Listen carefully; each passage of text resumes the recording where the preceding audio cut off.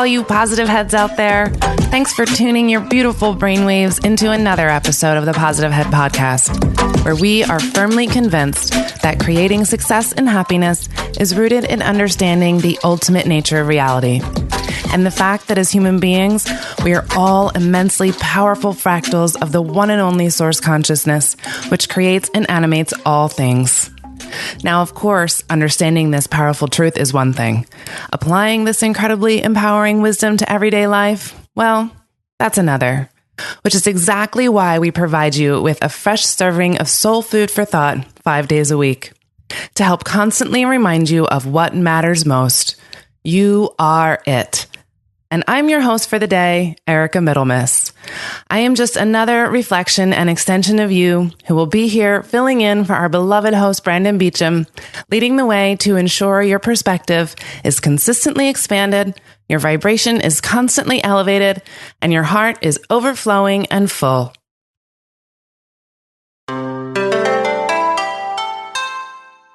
All right, all you positive heads, on this week's Soul Share episode, I am so very excited to have my dear friend and soul sister, Michelle Anderson, with me today. Michelle has been facilitating gatherings for those seeking spiritual connection and conscious collaboration for over 10 years.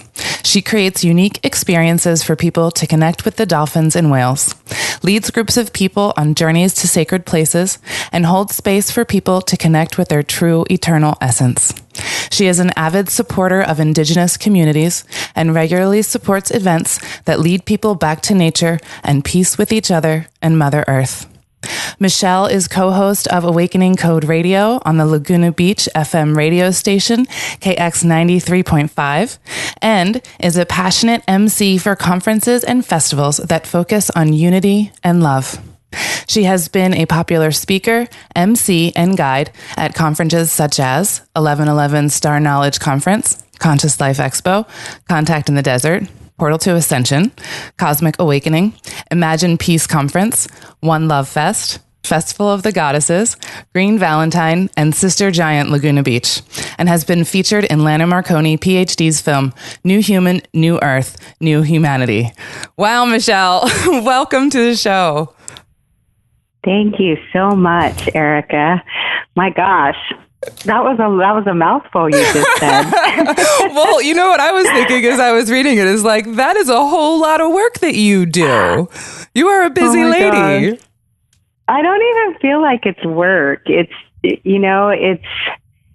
being in the right place at the right time with the right people for the right reasons so that we can just live and serve our mission on Earth. Man, I'm gonna keep this predictable here, and I'm gonna ask you this first question that Brandon always asks our Soul Share guests. And so you're in an elevator. This woman next to you asks you, "What is your passion?" And you have 10 floors to answer. What do you tell her? Oh, what a great question. Well, my biggest passion in life is uplifting others and really getting into the space where I love to see people see their own inner light through my eyes. And what I mean by that is, for some reason, somebody gave me this gift years ago that said, you see the God seed in others. So what I would do is just engage in a conversation and say, I'm passionate about living life to its fullest, being a Pied Piper of fun and getting people to be in their heart and to be playful like the dolphins and to be joyous. And then I would probably have 5 floors left to say, what is your passion? And then have them tell me their passion, because I think every person on earth has a story, and I'm fascinated by every person's story, and sometimes, when people get into this story, if I feel that somebody's in the story of, on the drama triangle where they might be a victim, then I like to help them turn that around and get out of victimhood and find their own empowerment again, be empowered and find their own sovereignty. And it's been a journey for me myself that's never ending. I don't feel like I'm there yet. I feel like I'm on the journey just like everyone else. Oh yeah. It's a never ending journey, isn't it? Mm-hmm. I definitely think it is. You and I, look at us. We're at Disclosure Fest. We're having a moment. We're looking in each other's eyes going, holy cow, there's some intense energy. And, with the solstice, and today is the total solar eclipse happening. And if people wonder why there's intense energies on Earth during these particular times on Earth, that we can look to those and say, sometimes the way the stars and the planets are, they affect us. They affect our moods. They affect the story of our lives, whether it plays out in a family drama or a personal drama or health, finances, sexual relations, romantic relations. It's bound to come up when the veils are thin like this. So, absolutely. Yeah. I'm a firm believer that where the planets are and all the astrological alignments have a direct effect on us. It's all energy, and those are huge sources of energy, and it's sending us waves. So yeah, it is very powerful right now for sure. And, it's interesting. I've had so many experiences with you where you have done exactly what you were talking about for me, where you have helped me remember and awaken to a place of understanding in those moments of not being so clear, right? And you've done the same for me, Erica. Exactly. It works both ways. Yeah. It's just a beautiful, reciprocal relationship, when we can do these things for each other. But this is something I notice in you all the time. You just have this beautiful ability, and it's because you have such an open heart that you connect with people on such a deep level because you love so deeply. And it is really a beautiful thing to see. I can say that's true. I used to think it was a curse that loving so deeply means a lot of tears for a lot of reasons. And a lot, I cry tears for other people. If I feel somebody in pain, I feel their pain, but I also cry tears of gratitude and joy when I see somebody excel and see somebody rise above the ashes like the phoenix rising. That brings me great joy too, to see when we can get ourselves out of situations that were bringing us pain and then rise above it. So I do love deeply, but now I see it as a gift. I really feel like loving deeply means feeling the whole gamut of emotions. And when we came to Earth, in my belief system, I feel like we're all beings of light. And when we come to Earth, we agree to take on the human suit. And when we get into the human suit, we come into density and we feel emotions. And for me, I think it's a gift. I think the ascended masters and the beings of light and the angels and all the different realms that are out there, that when they're not in a human body, they're not able to feel emotion the way that we do. And so I see it as a real gift that we can feel so deeply. And it means the whole gamut, the light and the dark, both of it, integrating all of that. But what a gift to be on this planet that's so beautiful, and it supplies us everything we need to live and survive. Absolutely. And Mother Earth absolutely provides us every little thing we could possibly think of that we need. And, it's interesting, exactly what you just said. I did a show about this yesterday, about all of our emotions being this gift and helping us learn love and compassion and understanding. And that's a huge gift. And it's a huge gift to our soul's evolution. So true. And I have so much hope. I'm filled with hope for where humanity's going, as far as seeing that, you can look at it any way you want. But sometimes I'll see people say, I'm getting off Facebook, or I'm getting off social media because everything's so negative. And I think about that and I think, wow, I see all the positive on social media. I see people sharing good news stories and feel good things and how to love yourself more, or helping a neighbor, or the other day I shared something just from my heart on Facebook. I don't always do this because I'm bombarded with a lot of people wanting me to share their stuff. But I noticed in my feed that somebody that I had met in Sedona that I felt very connected with, a couple, and they're doing good things. They really help Mother Earth and her children, and they have this horse program for children, and they do a lot with the indigenous communities. And I saw that they were at Standing Rock, and they had brought their horse with them to Standing Rock, and they had to leave it there with somebody who said it was going to be in a pasture and well taken care of. And then they found out, they were sending money, and they let them keep the saddle and the gear that was worth $1,000 to take care of the horse because they hadn't been able to get a trailer to get back and get the horse. And then they found out that that wasn't the case, and somehow their horse was up for auction. Oh, gosh. And exactly, Erica. I had such a pit in my stomach because I love horses. I've never owned one myself, but I see what a horse and a rider become one. To me, horses are like what dolphins are. Horses are dolphins on land, in my opinion. They bring us joy, and they connect with us on a very deep spiritual and emotional level. So when I saw that, she was doing a GoFundMe, a fundraiser to try to raise the funds to pay for gas for this guy that volunteered his services with his trailer to pick up their horse. And I just shared it just because, I donated a little bit of money. I just didn't feel like it was enough, but I donated a little bit. I figure if everybody drank a Starbucks every day, if you didn't drink Starbucks for a week, you could probably afford to help somebody out with that money. Right. So, I try to do a little bit where I can. And so I did. I donated to them, and I shared it on my Facebook, and they commented on it. And I saw when I went back that one of my friends who doesn't know them, she only would have seen it on my post.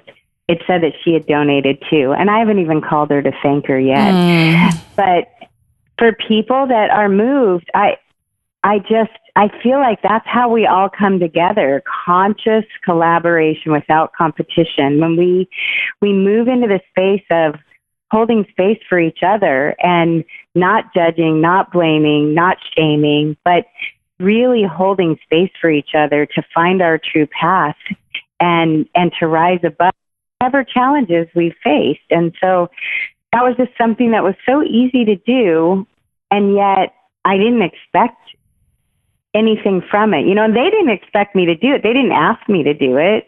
It just showed up on my feed, and they're just people that I really respected. I met them at Unify at the fire when I was hosting Chief Phil Lane. He was one of the speakers at a festival called Unify in New Mexico a few years ago. And they had this indigenous fire that they opened with the ceremony, and the fire has to keep going through the whole festival weekend, all 3 nights, 4 days, whatever it was. And so they have fire keepers there. And this couple were fire tenders. That's where I originally met them. And then I ran into them again in Sedona, and they recognized me. And then I didn't realize, oh, wow, you're those people. And I like them, so I just connected with them. I haven't really stayed in touch with them, but it just really moved me. And so I like to think that we as the family of humanity could get out of seeing the borders, like John Lennon said in the Imagine song, imagine if there were no borders and we could just realize that we're one family, the family of humanity. Think about what that would do for all of us if we could get out of judging and comparing and blaming. It'd be a whole new world. It would be a complete utopia. And we can all do it. We can all do it. That's the thing. I believe, and I believe that it's little by little that this is happening. And, in part, thanks to people like you who are talking about things like, and doing things like conscious collaboration and supporting people. Here's where it gets, this is really my passion, Erica, and you know this, and you're involved in it, and you're doing the same thing. I mean, you and Brandon with your radio show, our radio show has received emails saying, you should interview Positive Head Radio on your show. And I'm thinking, yeah, we should, of course. So conscious collaboration, there's no competition between us. We love I've even said to you, you got him. I want to get that guest. Right. You know, I think you and Brandon had Lee Harris on. I've always wanted to have a conversation with Lee Harris. Yeah. He's somebody that I think is doing great things in the world too. He totally is. And, but what I see is when you mentioned and you read that bio of mine about being an MC for some of these different conferences, this is what I think. One of my favorite shows that I've done is about conscious festivals healing the world. Mm. And I really see that as a starting point for all of us to get together. We just came off of Disclosure Fest. You and I were both there. And a lot of people say to me, how is this, the name Disclosure Fest? They don't understand. What does that encompass? And I like to share that Adrian Valera, the founder of Disclosure Fest, really founded it because he got higher guidance and got what you would call a download or a transmission to have a mass meditation with thousands of people focusing on the same thing at the same time. And he's not the only one that has visions like that. There's Heart Math, there's Unify, there's Sandra Walters. She does global meditations. She's been on the show a couple times, all sorts of people. Lee Harris, Matt Kahn, all these people that are gathering people together to focus their intentions on the same thing, which is helping our planet and humanity shift consciousness and raise the vibration on Earth so that we can ascend into these higher levels of awareness, which is what I would consider Christ consciousness, the true message of what Christ was trying to bring to Earth. And so at Disclosure Fest, it started as the Mass Meditation Initiative. And then what Adrian, the way he explained it to me about Disclosure Fest and the name really hit me. And I got it in that moment. He said, we're not focusing on conspiracy theories. What we're focusing on is raising the vibration through meditation and community and it's yoga, it's vegan, it's a vegan festival, no alcohol, no drugs. It's people of all walks of life, every path you could imagine, every belief system you could imagine, all converging together and actually getting along, and their hearts being opened and in joy. Mm. And that we accomplished that with 20,000 people for 12 hours at that park in downtown Los Angeles. And the Disclosure Fest stage, I noticed, they're really focusing on sharing truth and helping people open their minds and their hearts to the fact that mass media may not always share with us the total truth, and some things may be suppressed. So we want humanity to be sovereign and open our minds and our hearts to finding our own personal truth. And once you know that, then applying these principles of higher consciousness, not in an elitist sort of way, not at all, definitely not on a pedestal or anything like that, but seeing us all as being special, every single person, and doing that together. And this mass meditation was a big one. As you know, it was about clearing ancestral trauma that is stored in the cells of our lineages. Each one of us has a lineage. And so the focus was on clearing the trauma around slavery, clearing the trauma around the Holocaust, clearing the trauma around the suppression of the indigenous and the suppression of the divine feminine, and moving into the space of unconditional love and forgiveness. And it was big. I think the waves of it are still rippling out. Absolutely. It was so big. I mean, it was palpable. You could absolutely feel it. The vibes were so high in there, and you could feel the unity.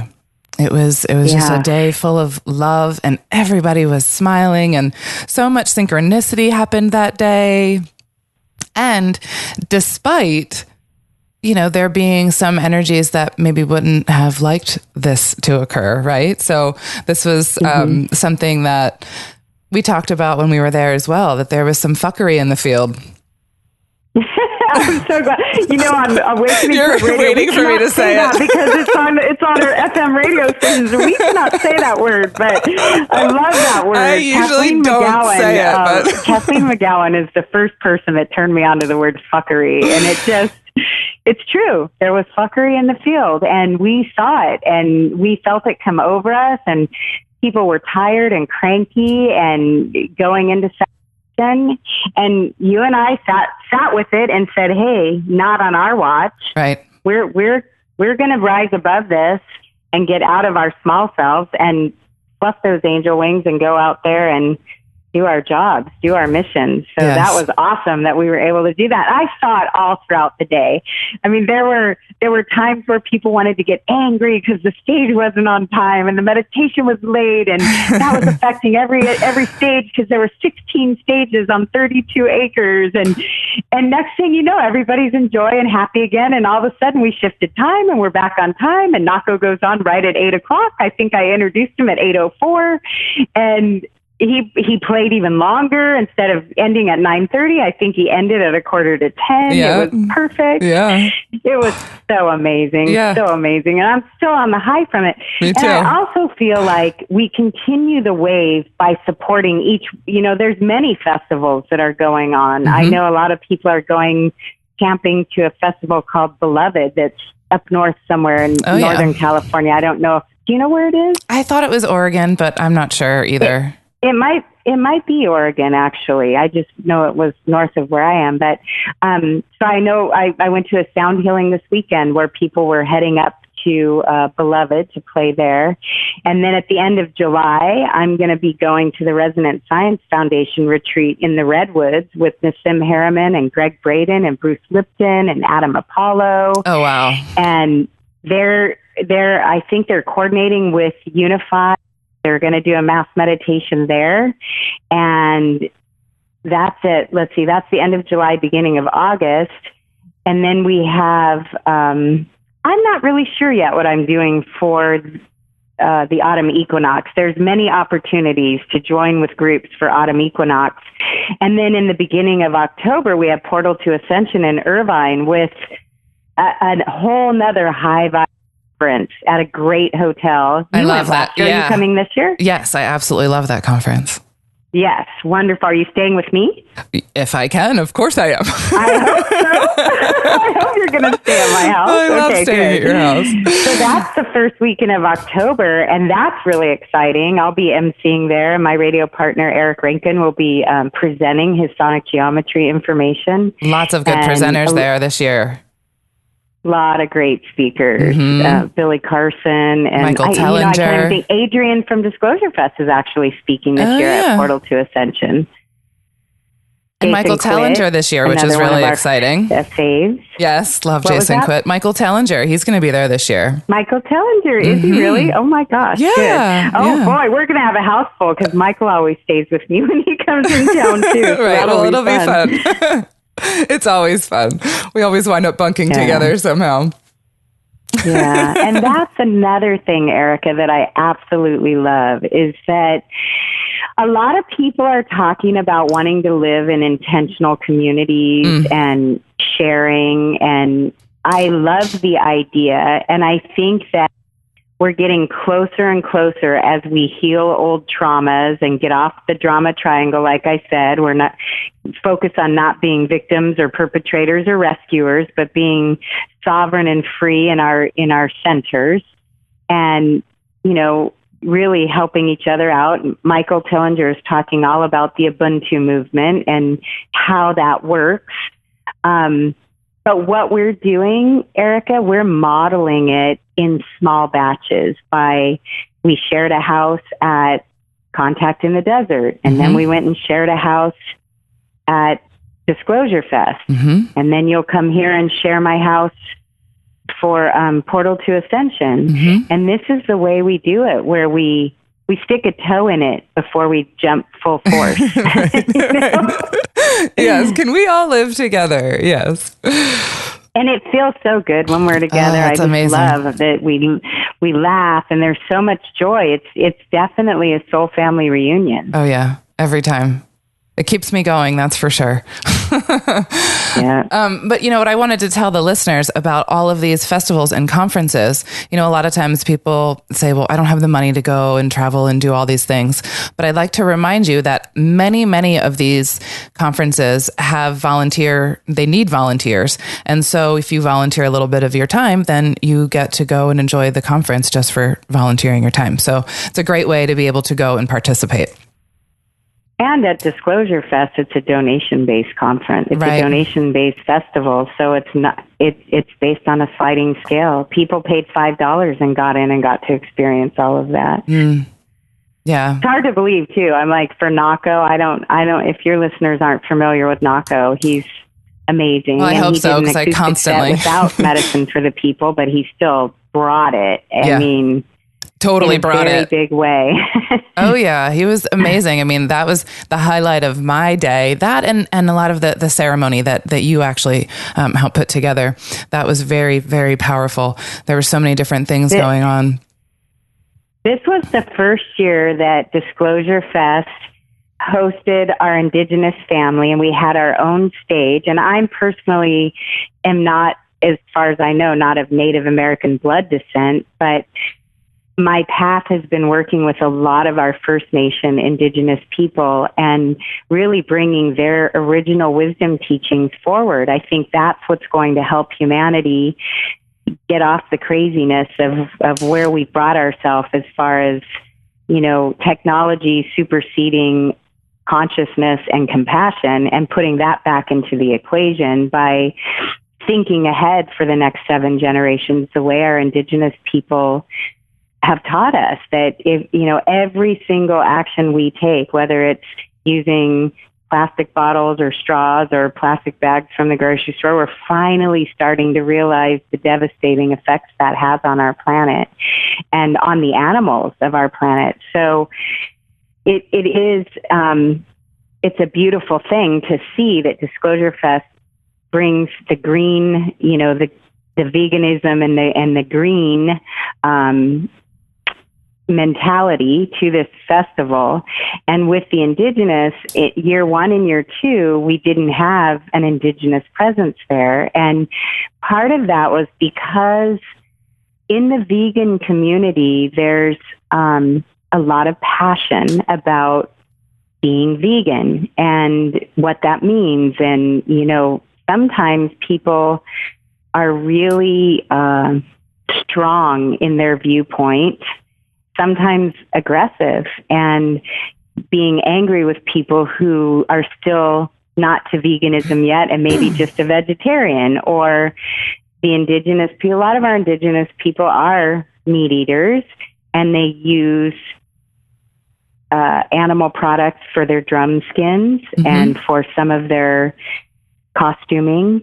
And so in the past, there hasn't been that presence because it was such a strong vegan festival, and it's still a strong vegan festival. So what we were able to do for that Star Ancestor space was really show the way our Indigenous First Nation people are so reverent for all life. Oh, yeah. It kind of makes me laugh when I see a vegan judging somebody for using animal products or for judging an Indigenous person for the way they live, because they're so reverent about honoring all life on earth and really giving reverent prayers for everything, honoring the ancestors of the land and opening up the space of the land, and thanking with, starting with gratitude for the ancestors of the land for holding that space for all of us, and honoring all the animals on the planet and honoring all the humans on the planet. And they do it so beautifully with their songs and their stories. It's like I could sit at their feet all day and just listen to their stories and their songs. And so I think we had about 11 different groups or people in the Star Ancestor space. We had so many wisdom teachers. It was awesome. From all over the world, too.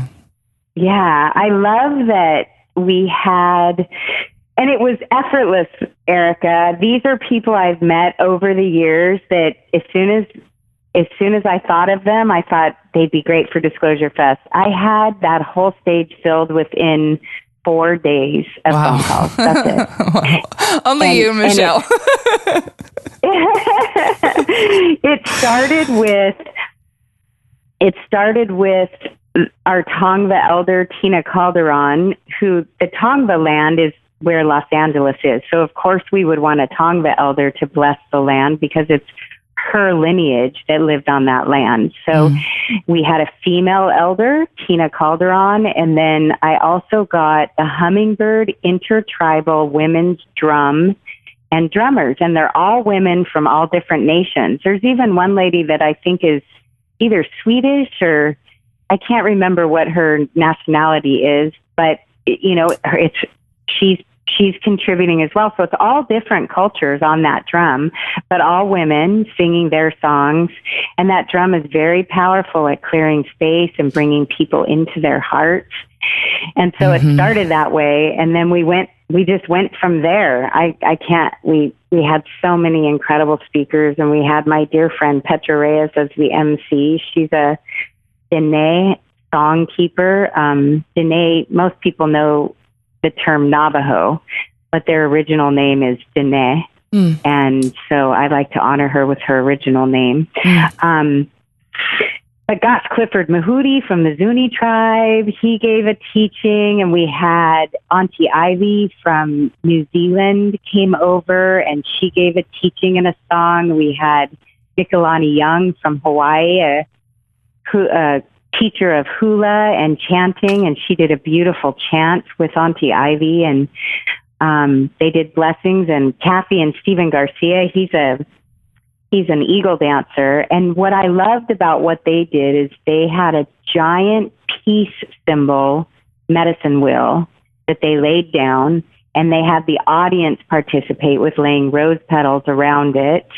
And they did a beautiful divine feminine and masculine weaving of he would talk and she would talk, and they were so respectful of each other. And then he did his eagle dance, and then Kathy invited the whole audience to do a roundhouse dance the Lakota way. It was very, very beautiful. And that was all before the mass meditation. And then we all stopped at our stages and went to the mass meditation, and then came back and had more wisdom teachings from Jose Munoz. He's a Mayan day keeper from Guatemala. And I'm trying to think, I know I'm leaving somebody out. We had Adelia Sandoval, who's the Hashiman elder from the land I live on. And she did some beautiful songs, and she was with her partner, Mariah, her wife, and they sang beautifully and gave their wisdom teachings while the next stage was doing ecstatic dance. I don't know if you were there for that. I wasn't. It felt a little bit chaotic, but we all came back and realized, oh my gosh, the right people were there that wanted this teaching, and the people in ecstatic dance were just adding their joy to what they were doing. Exactly. So it was really neat. And then our grand finale were the Aztec dancers. We had about 10 Aztec dancers that were incredible. And they, at the end of their dancing with their drumming and their beautiful instruments, they had us all grab hands and do what they call the friendship dance. And it kind of winds around like a snake. It was incredible. So, and then we all got to jump on over and go see Nako. Well, and Freedom Tribe played too. Oh, yeah. I mean, if people haven't heard of Freedom Tribe, my gosh, that was amazing. It was. Yes, they sang a song that's very Erica, special. Well, you know what I learned today, which I don't even know if you've seen it or know of this, but if you go to Disclosure Fest on Facebook, there's 7 hours of live stream video that was captured. Oh, no way. You can watch the entire Freedom Tribe concert and the Nako concert. Oh, so I can relive it? Seriously. Yes, and the meditation and everything. Wow. I haven't done it yet, but you can bet your butt. You can bet. I can say ass. You can bet your ass. I'm going to go do that. You can say whatever you want. I want to relive it. I do too. It was such an amazing day, and I wish it could be longer. I want to take this day and extend it into an entire weekend and camp and do all the things because it was just that amazing. And I just want to say thank you so much for all of your efforts and everything you do there, because you volunteer your time for that, don't you? Yeah. Yeah. I do. Yeah. I don't get paid for anything I do. Right. I get paid for one thing, and that's for selling the chimes that I sell that go with the sonic geometry videos that Eric Rankin has produced, and talks about the importance of whole tone harmonics and our mathematics system and playing sacred geometry as sound. So the chimes I sell are the Flower of Life played in form, and then the Sumerian King's List. And they're pretty powerful. People say they clear energy. I had that one Native American, Benny LeBeau. He was called Rainbow Thunderheart, Bovado, and he passed away in 2015. I think it was 2015 or 2016. But I did a ceremony with him using my chimes, and he said, Michelle, those chimes, they clear energy better than sage. And I said, wow, thank you for sharing that. They're very harmonizing, but that's the only thing I get paid for. The radio show, our podcast, we're volunteers at the radio station. Yeah. Yeah. So everything. And that's a lot of work that you do. And when you guys, if you've ever been to one of these festivals or conferences, you've probably seen Michelle. She's all over the place. She's doing multiple different things during the day. She's problem solving. I have to take it back. I do get paid for something else. The dolphin boats that I do, I'm doing one this Sunday that's sold out. The dolphin boat company, I rent a boat, a private chartered boat, in Dana Point, and they actually pay me a little bit for each ticket. So I don't want to be a faker or a liar. And I get paid a little bit now at Contact in the Desert. Now that Eric and I are doing the tour, the Giant Rock and the Integratron, they actually pay us a little bit for that too. Oh, there's so many things I want to ask you about now, but oh God, okay, we'll stay with the chimes really quick. Do you have them with you right now? Like I have some sitting next to me. Yeah, will you play them for us? I can. I'll just give you a simple just a taste. Quick little taste. Okay, these are the Flower of Life chimes. I'll give you a little taste of these.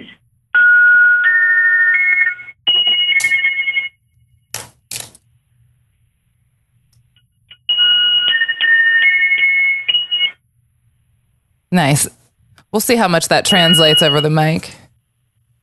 Did it? Do you think it does? Slightly. I don't know if it's giving us the exact tone that you feel and can hear in person. Let me hear the other one, the King's List. The Sumerian King's List are a little bit deeper. They're in D, I think. Here they are.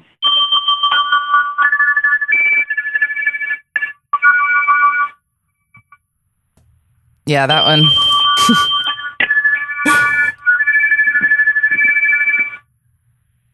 Yeah, that one translated very well. Will you tell people if they would like to learn more about them, where they can find those? Sure. I have a website called holisticheharmonichealing.com. And it's a website my girlfriend designed for me. I kind of threw it up there because so many people were bombarding me about how do I get the chimes, and I needed to quit giving out my phone number to every single person. So I had her create this website, but there is a video there. It looks like the video is not going to play. For some reason, I think there's a glitch in the website. I need to go back and have her fix it. But play the video, and it's Eric Rankin and I. Eric is explaining how these chimes came to be and what we feel they do. And then there's a write-up about each one of them there. So you can go and find that there. Awesome. Thank you. You're welcome. I wanted to hear a little bit more about the dolphin boats that you lead, and tell us a little bit about what goes on when you do that. You've been on one, haven't you? I have. Yes. It's amazing. Oh, good. Okay. So you got on when we did 1111 Star Knowledge in Laguna, correct? Yes. Is that when you got on? Good. Yes, I got on, and I was pregnant and didn't know it and was seasick. We did 2 boats back to back that day. I've never done that before or since. So basically how those got started was, going all the way back to the beginning is in 2009 or 2008. It was 2008 or 2009. My father was, I could tell he was at the end of his life. He was struggling with all Western med stuff, high blood pressure, heart stuff, diabetes, all the stuff that you get by doing the Western diet and exercise regime, Luckily, we're starting to transition away from our unhealthy habits to healthier habits. But anyway, he was really sick a lot, and I was visiting him once a week. And I took him to a park, and I was laying in the park meditating, and this big blue whale came to me in my meditation. And I'm not one of those meditators that sits there for hours meditating every single day. I have to confess, I'm not the best, biggest meditator there is. I don't drop, but sometimes the monkey mind takes over, and, I'm not this super Zen, cool yoga check that can just go into meditation for hours. So it surprised me. I'm like, wow, okay, this blue whale, the eye was looking at me, and the whale was transmitting to me. And I just felt so overwhelmed with love, emotion. I felt like this whale was this big wisdom keeper. And after that whale came to me in the meditation, a friend of mine wanted to take me to do something fun for my birthday. And I knew right away I wanted to go whale watching. And so when I went whale watching on the boat, the captain is like telling people, I'm going to give you this necklace for the first person who sees a dolphin or a whale. And, I want you to all be my eyes and look out. And he goes on to tell us how the blue whales have left area, and we're probably not going to see a blue whale, but we'll probably see a bunch of dolphins. And I'm thinking in my mind, no, I think we're going to see a whale, because I really I wanted to see a whale. I was like, wow, I really want to see a whale. And so the dolphins came, and so I think he saw a pod of dolphins were coming, and so nobody was going to get that necklace. And he said, oh, here are all the dolphins. So they're surrounding our boat, big pod of dolphins. And I look down in the water, and I see this glowing white dolphin. I mean, like neon glowing. And I said to the captain, what's that white dolphin? And he said, oh, it's probably just the male dolphin turning over to show the female dolphin his belly, because he wants her to see his belly. And I said, no, it's the whole dolphin. And he said, oh, no, I'm sure you didn't see the albino dolphin. And right when he said that, the dolphin appeared again and jumped up. It was a full-on albino dolphin. And he went nuts, and he was like wanting to give me the necklace because I found the albino dolphin, and he was like, oh my God, that's Casper. Oh my God, I haven't seen Casper in so long. He was getting all excited about this albino dolphin. And I was excited too, because I know about the indigenous prophecies about the white buffalo. And so we're starting to see a lot of albino white animals on the planet, and that means we're in the time of the great prophecy, which is the years of chaos before the 1,000 years of peace, which is part of the prophecies of all the great saints and sages and indigenous cultures throughout time. So it was really exciting. And then after that, I kept thinking, but we haven't seen the whale. Like, if that wasn't enough, like I was in gratitude, and I was so lit up about seeing this white dolphin, but I knew that whale called me, and I was just sure I was going to see the whale. And sure enough, this amazing, enormous, majestic blue whale shows up. And I was like, oh my gosh, it was the most powerful moment I had ever felt. So that happened. And then the dolphins started kind of talking with me. I felt like the dolphins and the whales were communicating with me. And I don't consider myself a channel at all. I don't for the people that do channel the dolphins and the whales, I'm elated that they give their messages, but that's not what I do. I just feel that they telepath to me in a way that reaches my heart. That's how I explain it. And I don't say that, that I give messages that they give me or anything. It's just a feeling in my heart. But I had this feeling the dolphins wanted me to gather people to bring on the water together because water is a conductor of energy.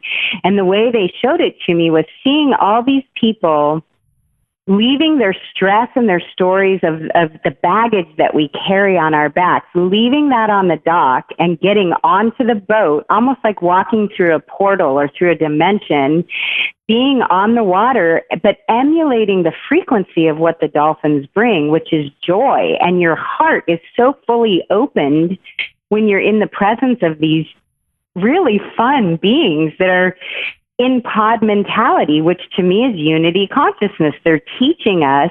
They've been in this dolphin skin for 40 million years and haven't changed. Their brain is larger than ours. They're conscious breathers. I look at the dolphins and the whales as the saviors of our planet. And so they're teaching us, but they're inviting us to be in unity consciousness with like a mass meditation on the water, which is the conductor of energy, and to have that intention of sending love and healing energies to all places on earth that may need it, and just really raising the vibration through raising our own vibration and dancing and singing. And so that's what we do. And, these boat trips are amazing. We get 59 people on the boat, and every single one of them is different, but they're all awesome. We usually see dolphins. Sometimes we see whales. We're always just feeling so much love for each other, and we meet new people and commune with each other, and it's just beautiful 2 hours on the water.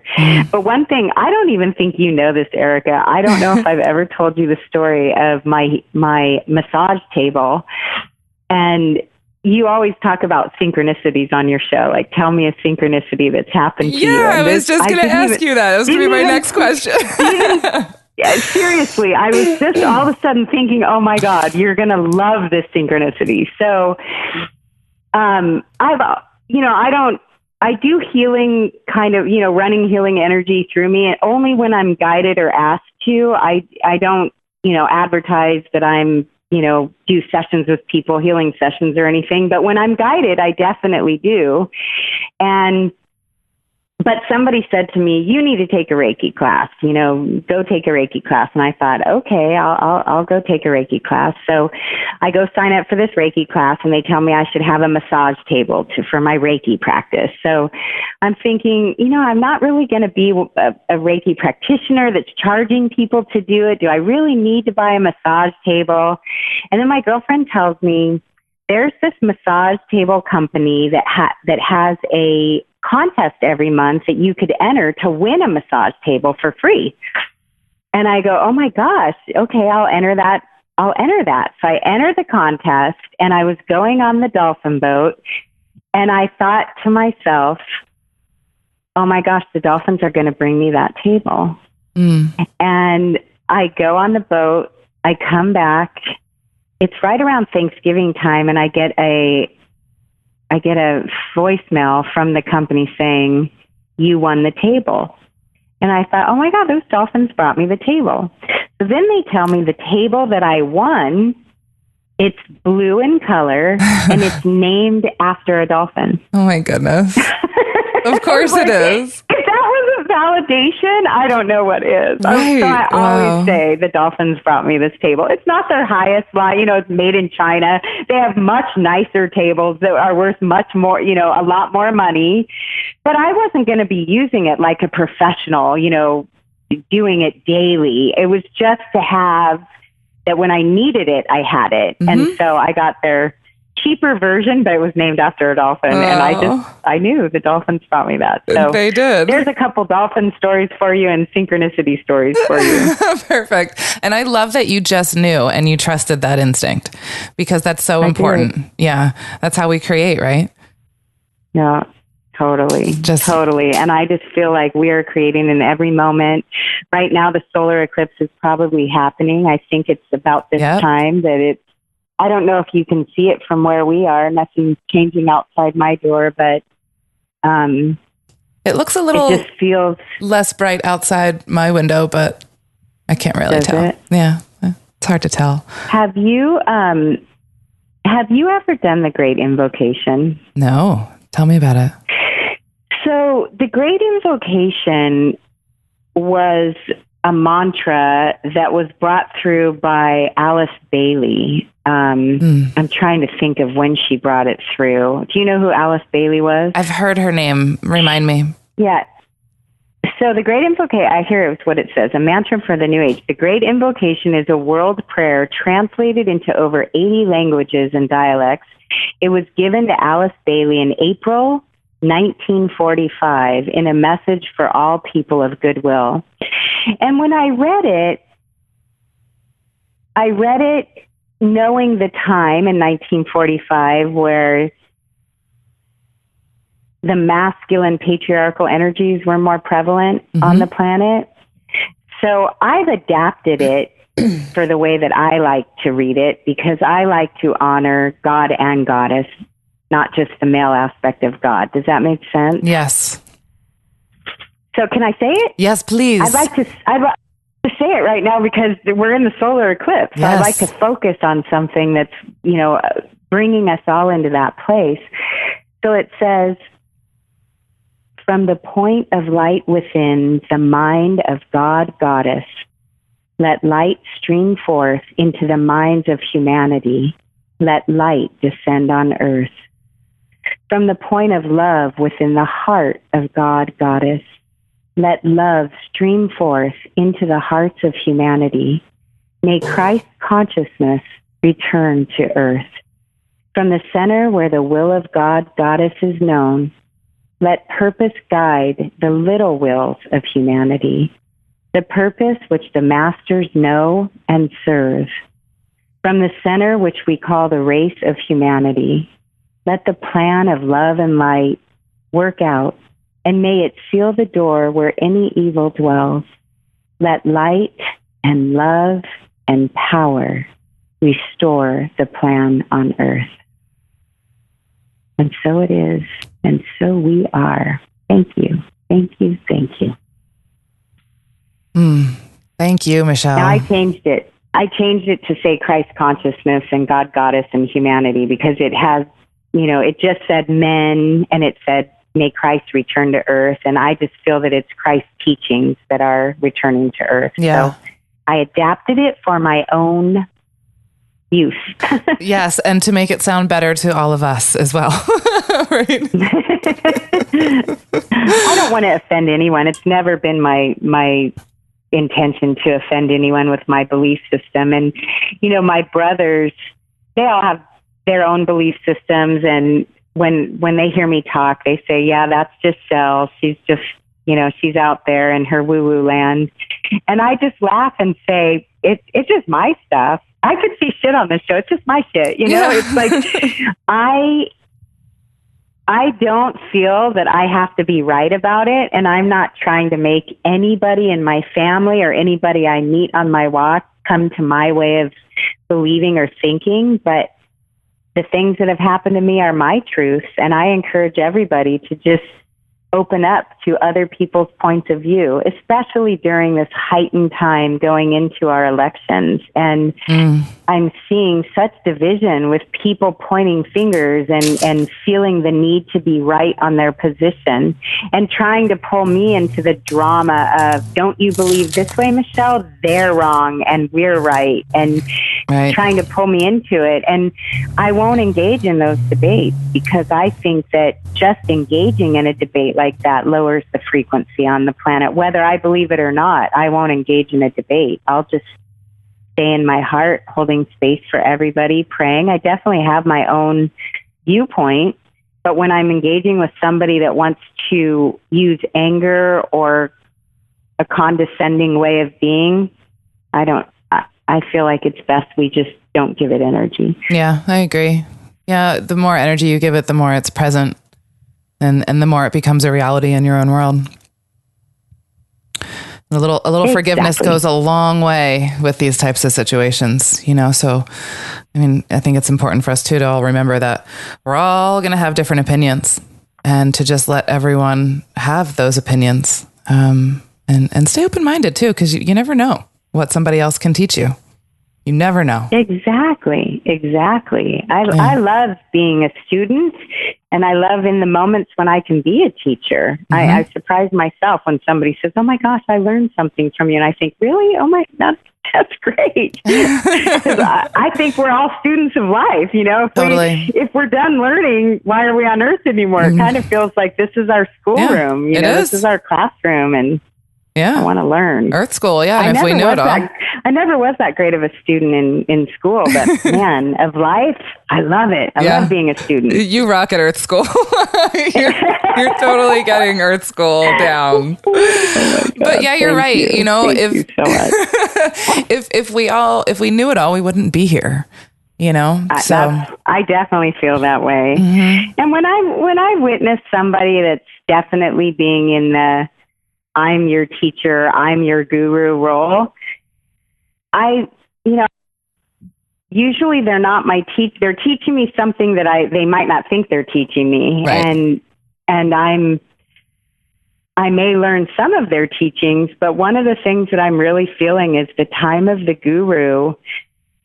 Not that it's over, because I do think that there's always going to be somebody we can learn from, but I don't believe in cultish behaviors or anybody that's saying, I'm the only one that does this and you have to follow me. That's when I run the other way. Yeah. And Eric and I have done a show called, what did we call it? Spiritual.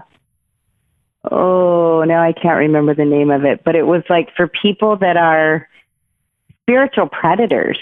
And, to just, because some people that find our show are new on their awakening path, I feel like I have a responsibility to say, some people may say one thing to you and may make you think that they're being your teacher, but really feel into your internal compass and see what resonates with you and how your body feels. Because sometimes I think there are predators out there that they're not just, sometimes they're sexual predators trying to steal sexual energy, but sometimes they're wanting you to give your power away to them. And I say, keep your power, be the master that you are. And that's what we were all destined to be on earth. So such a good point. Yeah. Because there's so much of that out there now, so distortion and, whether people are doing it on purpose or not, but it's still out there. So it's important for us to use our discernment. And, when we see those red flags of I am the savior type of behavior. Yeah. It's good to not give it that energy. Run the other way. Right. Exactly. Yeah. That's what I do too. That's a big one for me. And I thank you for pointing that out. It's a big one. That's why you and I are soul sisters, because I feel like we have so many. Every time you speak, I just say yes. I love your points of view, and I agree with. I can talk to you about anything, and we've never ever been on opposite sides of anything. We seem to share the same value system and the same beliefs, and that feels good. And if I meet somebody that I don't share a value system with or a belief, I don't like them any less, right?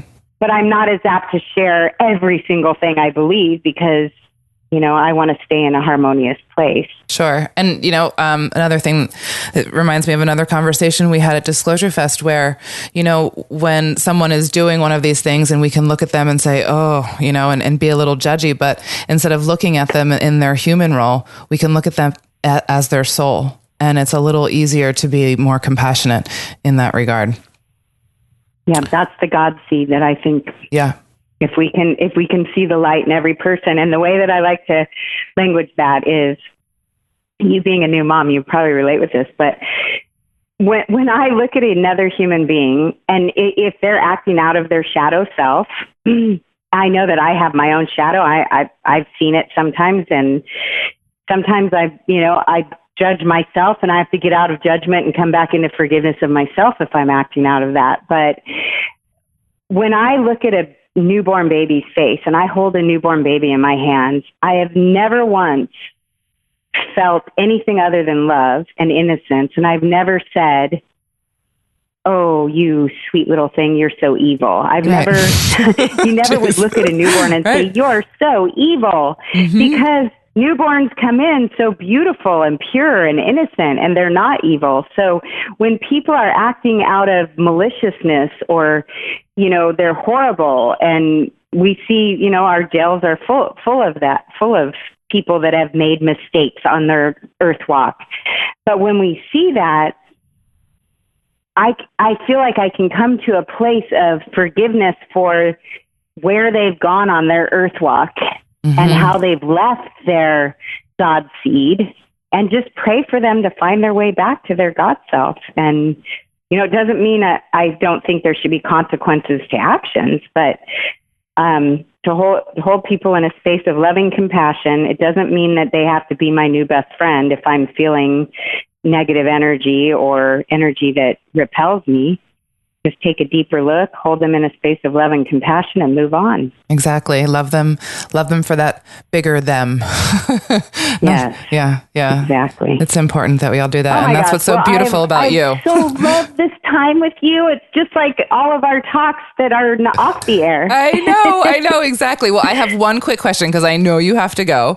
But it's in 60 seconds or less. Tell me, what is the purpose of life according to Michelle Anderson?